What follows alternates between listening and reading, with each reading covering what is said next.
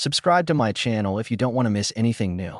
Hello, everybody. My name's Mikey Carter, and I run a mid-sized YouTube channel focusing on lifestyle vlogs and real-life stories. Today, I'm about to reveal one story that usually stays hidden. Why? Because it's embarrassing. It's also a cautionary tale about what can go wrong when you organize a casual get-together with an audience you don't fully know. It all happened in the United States not too long ago, out in a rented cabin near the outskirts of a quiet Pennsylvania town. I'd planned a small gathering for viewers who'd been clamoring for an off-camera hangout. No flashy setups, no sponsors, and definitely no big crowds. I'd posted the invitation privately, requiring a special passphrase to keep it exclusive. The passphrase was mac cheese.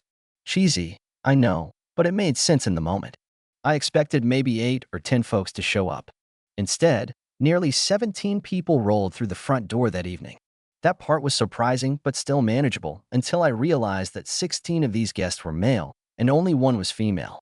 Her name was Ashley. I'd never heard of her before, though she insisted she'd been following my channel from the start. And she definitely had that magic passphrase. How she got it, I couldn't tell you. Still, I shrugged it off.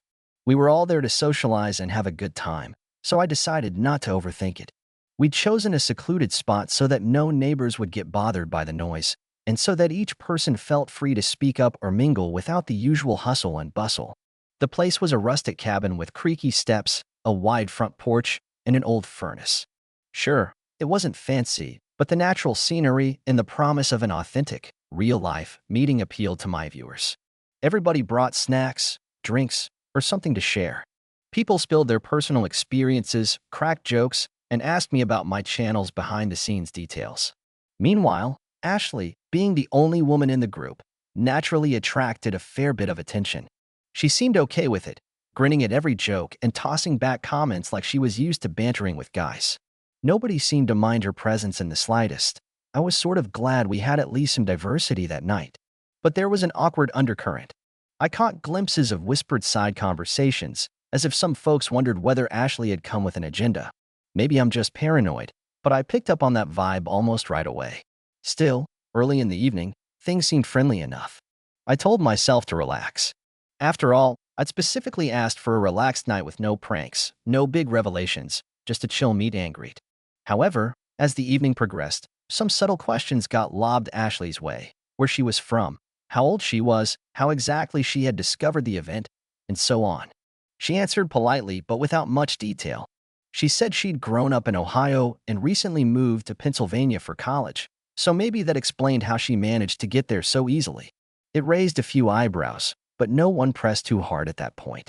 I recall thinking, surely she's just a curious viewer who wanted to see what goes on behind the scenes. We dug into pizza, buffalo wings, and a bunch of homemade cookies someone had brought.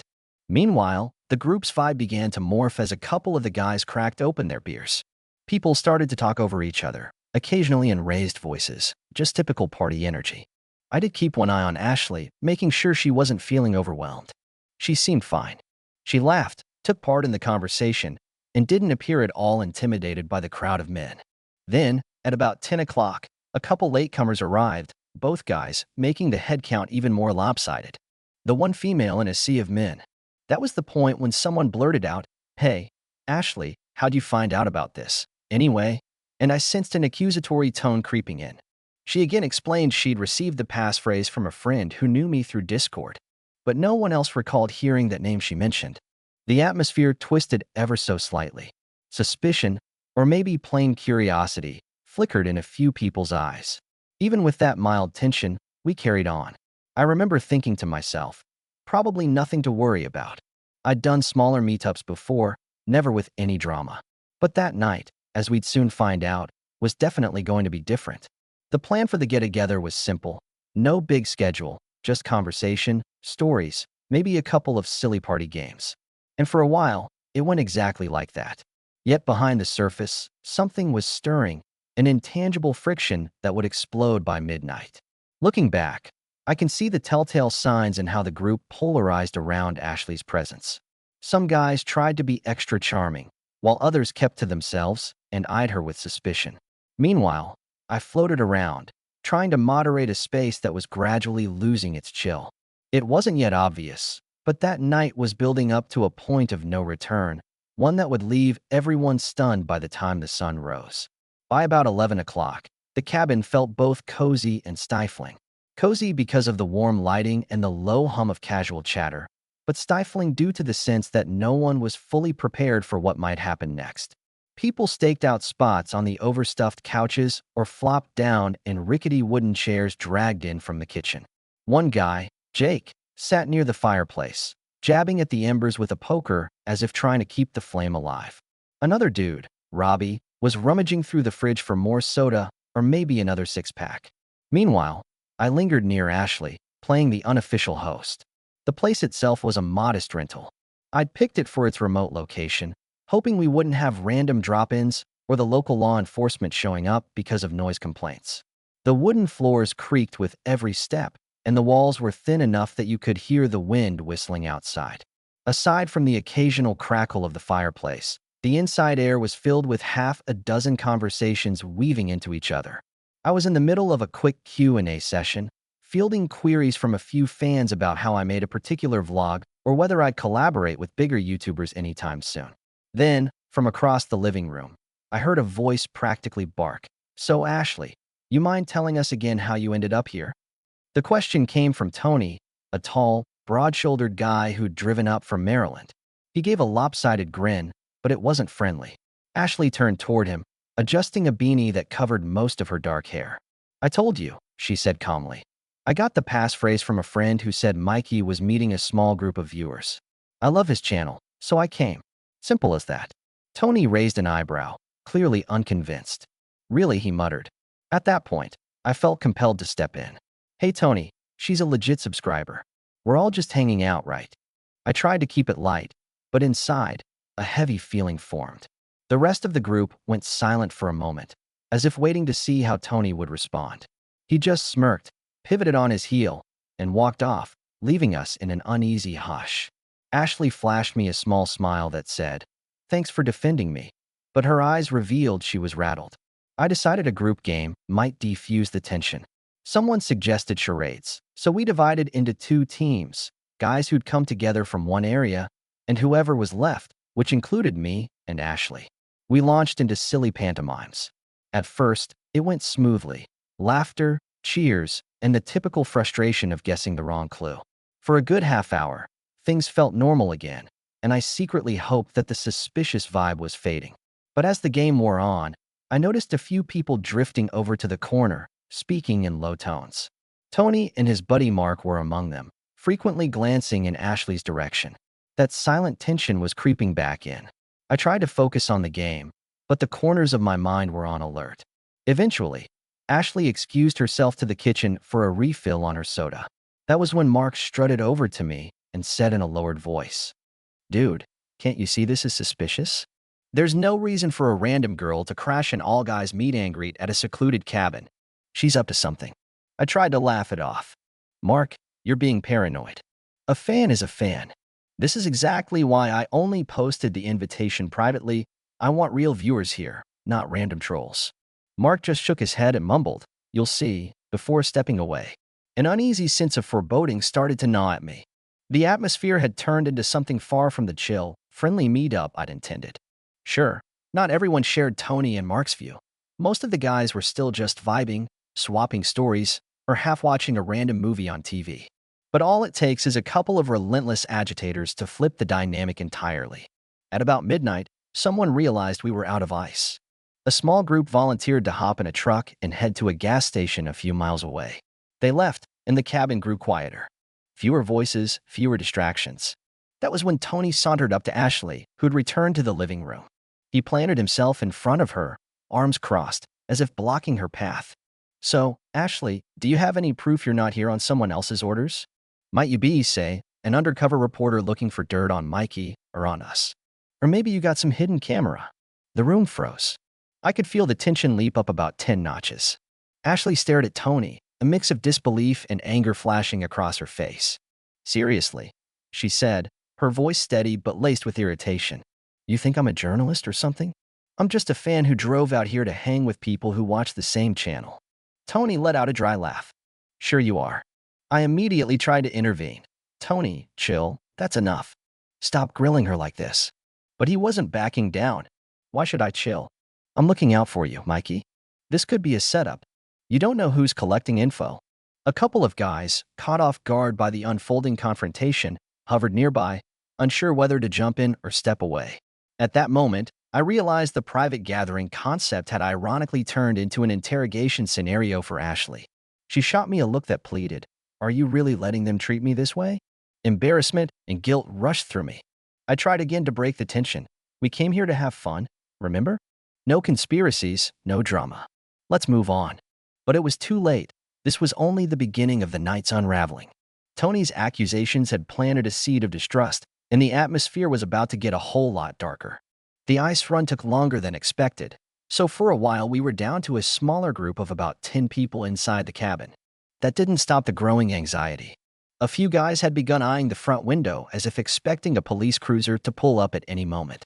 A couple more looked ready to call it a night and bail, but they hadn't come in their own cars, and our makeshift parking area was a muddy mess from recent rain.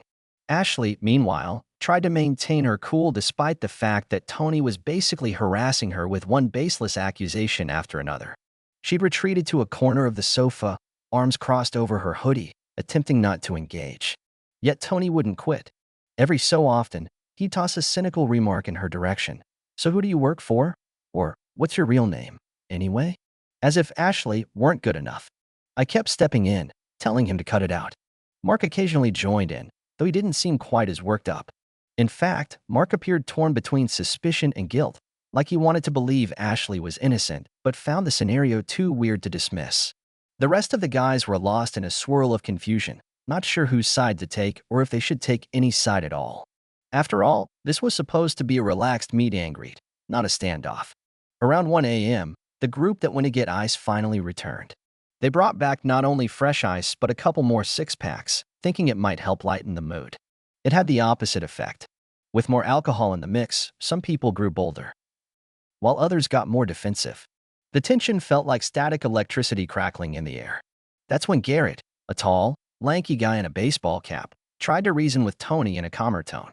"Dude, think about this logically," he said. "If Ashley was an undercover anything, do you really think she'd come alone to a remote cabin with 16 dudes? That's insane." Tony shrugged, unconvinced, muttering that this might be exactly the reason it would work. Nobody would suspect a single woman in a crowd of guys. Meanwhile, Ashley stared at Tony like he was unhinged. "I can't believe this," she said under her breath. Fed up, Ashley grabbed her phone and offered, "You want to check my phone, Tony? Go for it. Look at my messages, my photos, whatever. I have nothing to hide." At that, some in the room murmured that she shouldn't have to prove herself, but Tony seized the opportunity like a dog with a bone. "Hand it over," he demanded. Ashley hesitated. Who wouldn't, right? It's her personal device. She set her jaw, then placed the phone on the table. A wave of disbelief swept through me. This was spiraling way beyond normal. I stepped up, snatched the phone, and held it out of Tony's reach. "This is crazy," I said. "We're not going through someone's personal phone. That crosses every line." Tony turned to me, eyes narrowed, anger brewing in his face. "Then she's obviously hiding something," he declared. I felt my own anger flare. Or maybe she's not comfortable handing her privacy over to a stranger who's acting paranoid. Things escalated quickly. Tony made a sudden grab for Ashley's phone, but I pulled back. That triggered shouting. Guys stepped in between us, forming a circle in the center of the living room. Ashley stood up, though she seemed more shocked than afraid. Her face was red with frustration. A few voices in the background were urging everyone to calm down, but nobody was listening. The volume had ratcheted up, fueled by tension, beer, and raw distrust. Suddenly, Brandon, a soft-spoken viewer I'd met once before, lunged to block Tony from reaching me. Tony shoved him aside, and Brandon went crashing into an end table, scattering empty cups everywhere. Now we were one misstep away from an all-out brawl. Mark tried to yank Tony back, but Tony hurled curses at him, too. In the midst of it all, Ashley exclaimed, "Stop it. You're acting crazy." I jumped in to hold Tony off, practically pushing him toward the fireplace. He regained his balance and pointed a finger in my face. "Mikey, I'm trying to protect you. Wake up." Before anyone could respond, the overhead light flickered. For a second, the room plunged into darkness, lit only by the fireplace glow. A collective hush fell. The lights came back on, but that brief moment of darkness felt like a sign, like some cosmic warning that things were going down a very dangerous path. Breathing heavily, I looked around at the chaos, scattered food on the floor, a broken lampshade from where Brandon had stumbled, and a circle of people who'd come here expecting a friendly meetup but were now trapped in tension. Ashley's eyes brimmed with tears she refused to let fall. Tony stood there, fist clenched, ready to keep fighting. Everyone else looked stunned or sick to their stomachs. Never, in my worst nightmares, had I imagined a fan meetup turning into something so toxic. But it wasn't over yet. Ashley was shaking, physically and emotionally. She took a few steps toward the door, clearly wanting to leave, only to realize she had no ride. Tony saw the opening to sling another barb. Leaving so soon? Not gonna get your scoop on us degenerates, Ms. Reporter. That did it. Ashley spun around, words trembling with anger, and said, "You people are insane." That single phrase sent a ripple through the group. Someone finally decided enough was enough and went to block Tony from continuing his rant. But there we were, a crowd of guys, locked in an argument about a single woman's motives in the middle of nowhere, with no easy way for her to just walk out. If I'd known how the next hour would unfold, I might have taken drastic measures right then, like physically getting Tony out of there. But I was still telling myself we could calm down, talk this through, and salvage the situation. In truth, the night was about to get a whole lot worse. Not long after midnight, the simmering conflict boiled over in dramatic fashion. People tried to restrain Tony, while others shouted for everyone to cool down. Allegiances splintered in every direction. A few believed Tony had lost his mind. Others thought Ashley was up to no good, and still more wanted to pack up and leave. The cabin, once a cozy spot for a friendly hangout, now felt like a tinderbox ready to ignite at the slightest spark. Ashley, on the verge of tears, clutched her phone, frantically tapping at the rideshare app despite knowing it was a long shot. We were deep in rural territory, with patchy cell service and hardly any drivers at that hour. She glanced at me, her voice trembling, asking if I could get her out. My sedan was blocked in by other vehicles, and the yard had turned into a swampy mess after a recent downpour. Meanwhile, Tony and Mark were still glaring, as though their mission to expose Ashley outweighed basic decency. Suddenly, Robbie, who'd stuck to soda all evening, stepped forward. "I can drive her," he volunteered. "I'm one of the few who's still sober." Relief flickered in Ashley's eyes, but Tony jumped in with his usual hostility. "She's not leaving until we figure out who she really is. Could be a setup, and you're letting a possible spy just walk out the door." Robbie threw up his hands, exasperated. "This is a total witch hunt, man. Enough's enough." Before the argument could escalate further, a thunderous pounding shook the cabin door. For a second, I thought it might be the cops, summoned by the chaos. We all fell silent as an older guy with a wiry build and a bright flashlight let himself in. It was the caretaker of the property, and he was livid. He demanded to know what we were doing, hollering that if we didn't quiet down, he'd call the county sheriff. Tony confronted him, shouting that we'd paid fair and square for the place, so the caretaker should mind his own business.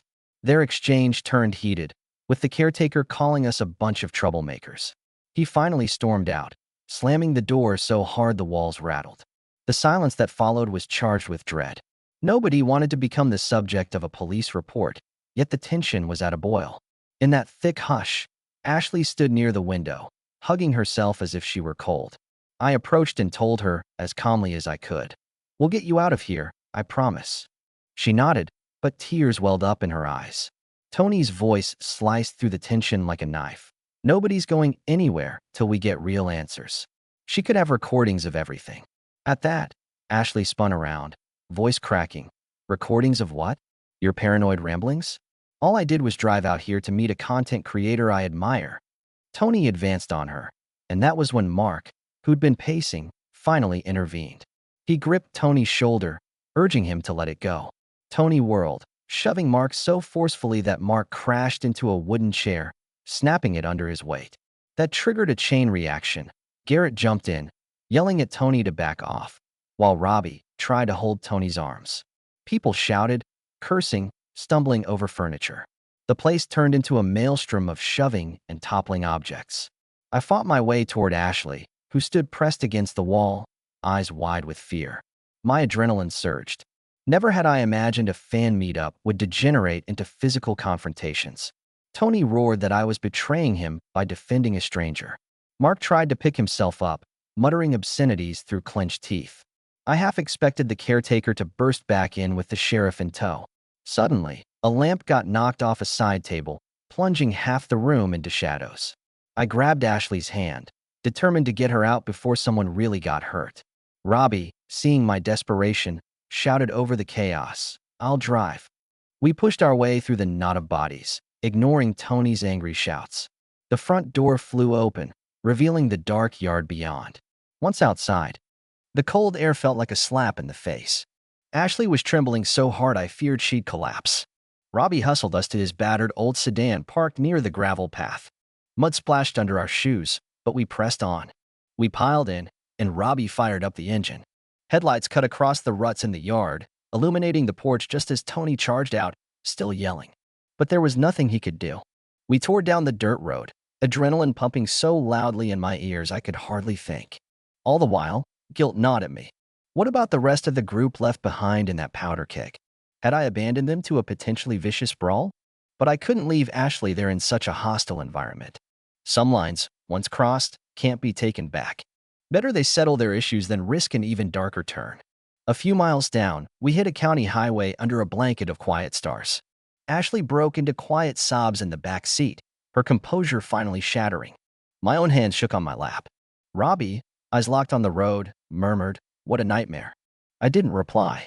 We all knew this night would remain a scar on our memories. Eventually, the glow of distant streetlights comforted us like a reminder that civilization and sanity still existed. Ashley exhaled a shaky breath. "Is everyone back there going to be okay?" she asked, voice trembling. I didn't know how to answer. The images of Tony's rage and Mark's broken chair swam in my mind. Right then, I just prayed no one would escalate things further. The rest would have to figure out their own path once the dust settled. We drove on in near silence. My meetup had become a horror show. I had no idea how we'd face the aftermath, but one thing was sure. Once dawn arrived, nothing would ever be the same for any of us. The illusions of a wholesome, tight-knit fan community had shattered, replaced by a grim reality I never saw coming. Dawn arrived with a slow, gray light spreading across the winding roads. Around 5 in the morning, Robbie pulled into the parking lot of a modest roadside motel, and we escorted Ashley inside. She was clearly on the edge of exhaustion, eyes red from crying, though she tried to put on a brave face. I offered to pay for her room, but she insisted on covering it herself. Maybe she didn't want to owe anyone anything after such a traumatic night. I couldn't blame her. Once she had her key card, we settled in the musty little lobby, waiting for my friend Sean to show up with his truck. Ashley cupped a cheap styrofoam coffee in both hands as if it was a lifeline. "This is so far from how I thought tonight would go," she said, her voice still shaky. "I only wanted to hang out with you and your fans. I never dreamed it would blow up into that." I nodded, stomach churning with guilt. "I'm sorry," I managed to say, though it felt inadequate. Nothing could undo the nightmare she'd experienced. Robbie stood by the window, watching for Sean's headlights. He kept glancing back at us, probably as rattled as we were. Part of me wanted to race back to the cabin and see if anyone was hurt, but I knew we were safer here. Another part of me worried about those who stayed behind. The caretaker had threatened to call the cops, and with tension so high, anything could happen. Finally, just past 6, Sean arrived. I promised Ashley I'd come back with an update once I knew what was going on, and she gave a faint nod. I wasn't sure she believed me anymore. The drive back to the cabin was steeped in unease. Sean had questions. He'd never seen me so distraught, but every time I tried to describe the fiasco, it sounded more like a horror story than real life. A fan meetup overshadowed by paranoia, accusations, and aggression. How could it go so wrong so fast? Sean asked. I didn't have a good answer. I'd expected a laid-back night of conversation and maybe a few silly games. Instead, it became a war zone of suspicion and raw tempers. When we pulled up to the cabin, the place looked deserted. The front yard was trashed, with tire ruts and discarded cups. Inside, the living room bore the scars of the previous night, an overturned coffee table, a smashed lamp, and random bottles strewn about. Mark and Garrett were dozing on the couches, but most others were gone. When they stirred, I saw the hollow look in their eyes, the look of people who realized they'd witnessed something they could never fully erase. "Tony left before dawn," Mark said, rubbing a bruise on his jaw. "He was livid, shouting that you'd chosen Ashley's side." I grimaced. I hadn't chosen sides. I just tried to protect a lone woman from a barrage of hostility. Finally, Ashley said she planned to head home as soon as she felt rested enough to drive. I won't keep you, I told her. I'm sorry again, truly. If you need anything, let me know. She just shook her head, eyes welling with tears she refused to shed in front of me. I left feeling hollow, grappling with the knowledge that my attempt at bridging the gap between creator and audience had backfired spectacularly. Over the next few days, messages poured in, some apologetic, others raging. A few accused me of failing to keep the meetup safe. Even a handful tried to blame Ashley for provoking Tony by not answering all his questions. It was maddening, but I couldn't deny that the event had been poorly organized. I treated it like an innocent gathering, never anticipating the possibility of real malice. Eventually, I sat down to film a confessional video for my channel, something raw and unscripted. I explained, in broad terms, that a private meetup had gone south and ended in arguments and damaged relationships. I didn't name names or mention that fists had nearly flown, but I made it clear that I'd learned a hard lesson about how online and offline worlds don't always mesh smoothly. My subscribers reacted with a storm of comments, some supportive, some critical, all trying to piece together the details. In the weeks that followed, the incident became a kind of legend among my viewers. The many never knew the full extent of the fiasco. Tony vanished from the channel. Mark and Garrett mostly went silent. Robbie reached out once or twice, checking if I was okay. As for Ashley, she unfollowed me on social media. The last thing I heard was from a mutual acquaintance who said she just wanted to put the whole experience behind her. So here I am, sharing this story in its rawest form. I doubt I'll ever host such an open-ended meetup again. If I do, I'll make sure it's in a public place with clear guidelines and maybe even security. That might sound drastic, but once you've seen how quickly a small group can implode, you understand the need for caution. The memory of that night is a reminder that not everyone comes to the table with good intentions or a stable mindset. Still, I remain on YouTube, sharing my life and my interests, interacting with fans the best way I know how.